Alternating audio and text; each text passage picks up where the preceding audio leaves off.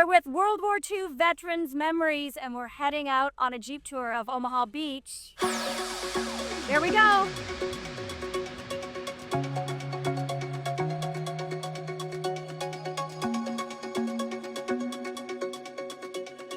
Today we're exploring the American D-Day landings and memorials of Normandy in a vintage World War II Jeep.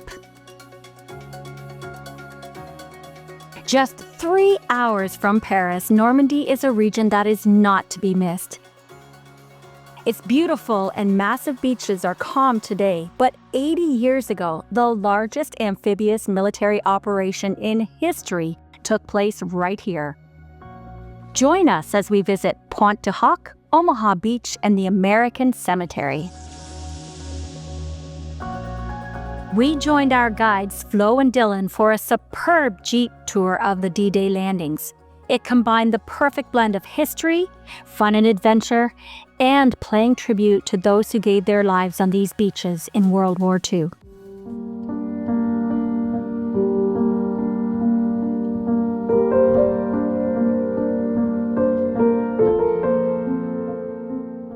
We're at the American War Museum here in Normandy, and what I'm walking through right now is called the Wall of the Missing.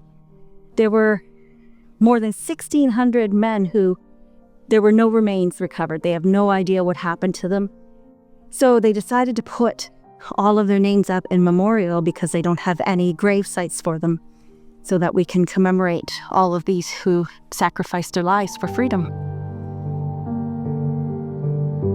There are nearly 10,000 men buried here in the American cemetery, and 40% of the casualties are actually buried here in Normandy. Just a portion is buried here. Families had the opportunity to decide whether they would bring their remains home or bury them here, and 40% remain behind in France. It's just a very solemn experience to see how many people died just in a short time on these D-Day landings.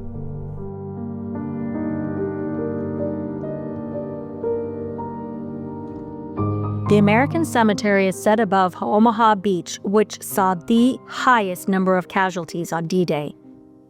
It is a beautiful setting, but it is impossible not to feel the weight of history as you look towards the white crosses lined in perfect rows. The spirit of the American youth rising from the waves overlooks the souls of these young men, symbolizing their bravery.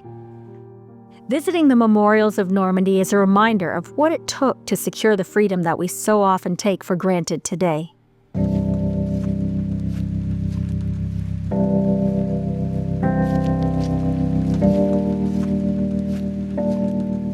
We are walking on Omaha Beach. This is the east side of Omaha Beach. And out here, there were just thousands of warships for as far as the eye could see on the horizon. There were, on the first wave right here, 50% of the casualties happened.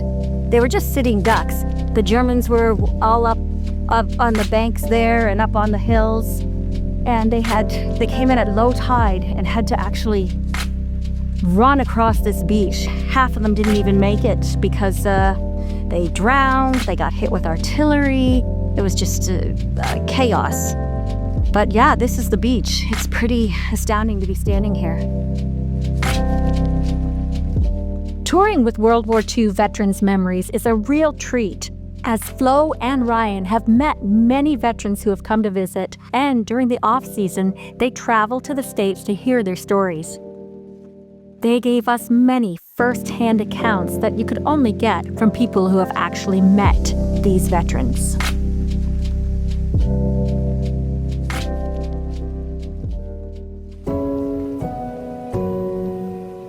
Our guides from World War II veterans' memories were passionate, informative, and so much fun. Seeing these sights in an actual World War II Jeep made the experience feel even more meaningful. The memorials may be somber, but the brave men of World War II fought for us to have a better life. And as we pay tribute to their memories, we also make sure to enjoy the beauty of the Normandy countryside and its incredible beaches.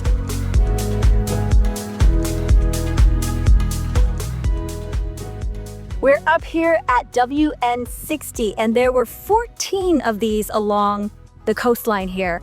And some of these nests of resistance had up to 40 Germans just keeping a lookout for the Americans that were landing.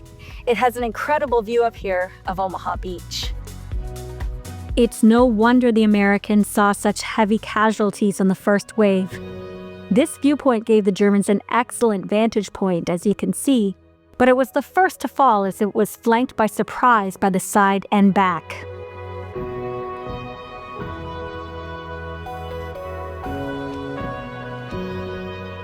Before visiting Normandy, we didn't even know about the Battle of Pointe du Hoc, and yet it was a pivotal fight on the D-Day landings. This strategic location is located high on a cliff between Utah and Omaha Beach, and it was occupied by German forces. On June 6, 1944, U.S. Army Rangers were sent before sunrise to scale these nearly 100-foot-high cliffs and secure the location to allow boats to land on the D-Day beaches. They captured the cliff, but not without heavy casualties, and they held it against repeated counterattacks for hours. For D-Day to be a success, this location needed to be neutralized, and the Army Ranger sacrifices are honored today at this location. It is truly an important stop when visiting the D-Day beaches. These places are powerful reminders of the courage and sacrifices made on June 6, 1944, when bravery changed the course of history. Today, it's more important than ever to honor their legacy, learn from their sacrifices, and work toward a better future. Watch our other videos from Normandy to learn about the Canadian landings on Juno Beach, the best things to do in Bayeux, and the British landings on Gold Beach. Thank you for joining us. If this inspired you, give it a like and subscribe for more adventures. And until next time, live with gratitude and purpose.